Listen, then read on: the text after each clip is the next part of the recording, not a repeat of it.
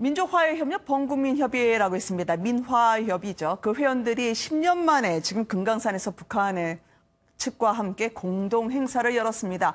이 금강산 최고의 절경으로 꼽히는 3.1포도요. 10년 만에 남측 인사들에게 공개가 됐다는데요. 다녀오신 대표 상임의장이시죠. 김홍걸 의장이 오늘 뉴스앤이슈 스튜디오에 초대가 됐습니다. 안녕하십니까, 의장님? 네, 안녕하세요. 언제 오셨어요?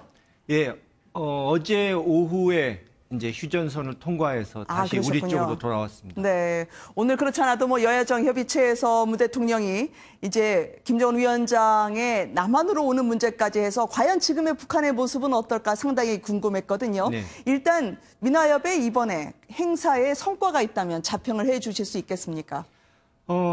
오랜만에 10년 만이죠. 이제 대규모로 북을 방문해서 이제 민간 차원의 교류 행사를 가졌고 특히 그것을 금강산에서 했다 하는 것이 의미가 있고요. 그러니까 이번 행사를 북측 민화협과 협조해서 같이 치르면서 이제 앞으로 내년에는 민간 교류를 대폭 확대하고 활성화시킬 수 있겠다 하는 자신감을 얻었습니다. 이제 뭐 강제징용 문제까지 함께 좀 격의 없이 논의해보자라는 그런 결의도 있었다면서요. 그렇죠. 그러니까 북일 관계를 푸는 것이야 당연히 양자 간에 하겠지만 이제 과거사 문제, 이제 이 남북이 다 이해관계가 걸려 있는 그런 과거사 문제는 공동 대응을 하는 것이 양쪽에 다 유리하다. 그것이 또 명분이 있다 하는 것은 합의한 것이죠. 네, 이번에 이제 남한에서 256명이나 되는 정말 대규모의 많은 분들의 방북이 있었더라고요. 민화협 이제 신자 여러분들에게 소개를 해드리자면 선친께서 만드셨던 거 아니었습니까?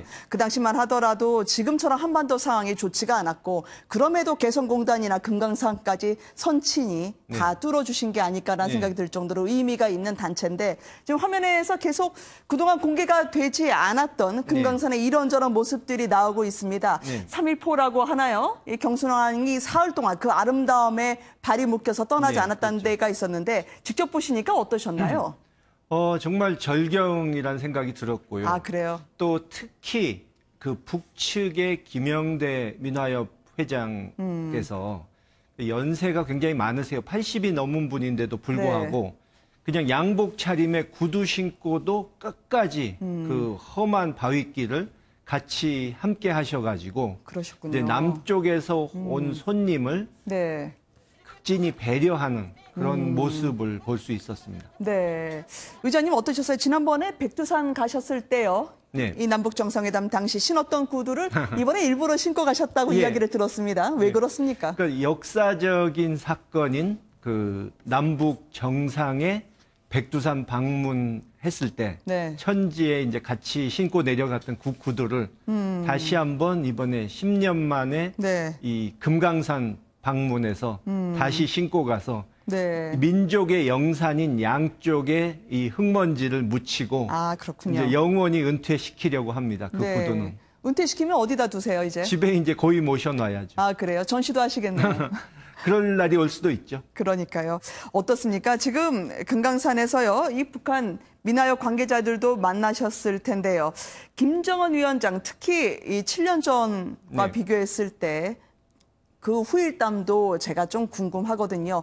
좀 김정은 위원장은 그때와 지금은 좀 달라졌습니까? 그러니까 모습을 말씀하시는 건가요? 그리고 본인의 앞으로 사람을 대하는 그런 분위기도 좀 궁금해요. 아무래도 그때는 좀 가라앉은 분위기였죠.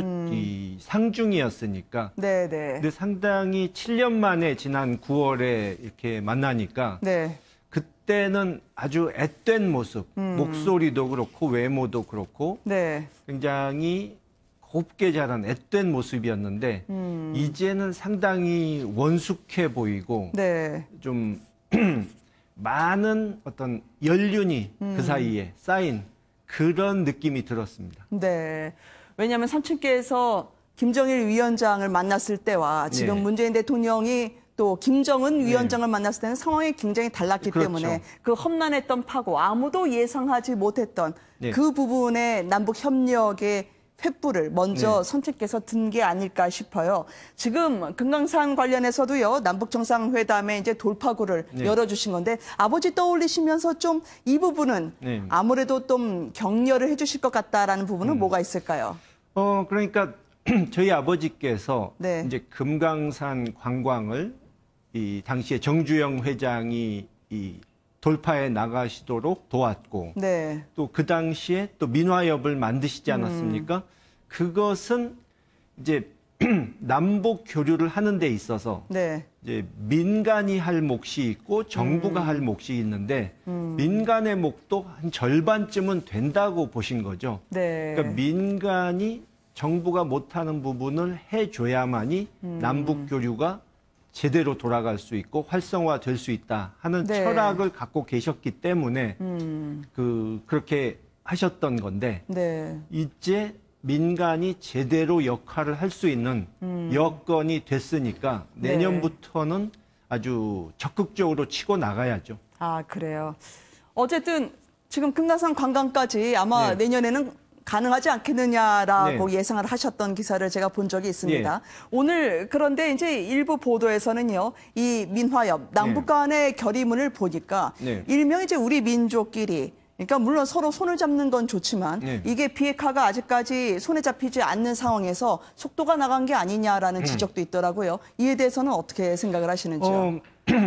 글쎄요, 그 현장에 많은 기자분들이 와서 그 결의문 내용을 들으셨는데 취재진을 보내지도 않은 언론사에서 그걸 뭐 단독이라고 보도한 것도 좀 우스운 일이고 민족 자주란 표현은 7.4 공동성명부터 시작해서 남북기본합의서 6.15 이번 평양선언까지 계속 나옵니다. 근데 그 뜻은 이제 비핵화 같은 정치 외교적 부문은 당연히 미국을 비롯한 국제사회 주변국들과 협의를 해가면서 논의해 가면서 하지만 민족 내부의 문제인 민간 교류 같은 것은 우리가 스스로 알아서 민족 이 자주의 정신에 따라서 결정한다 하는 그 뜻이기 때문에 전혀 문제가 없다고 저는 생각합니다. 그렇군요.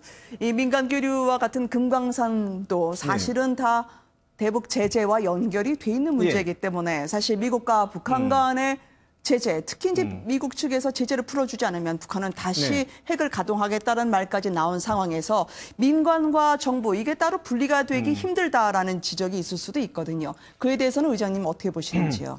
저는 뭐 우리가 이제 한반도 비핵화를 남북 관계를 개선시켜서 그것을 이끌어 나갈 수도 있다.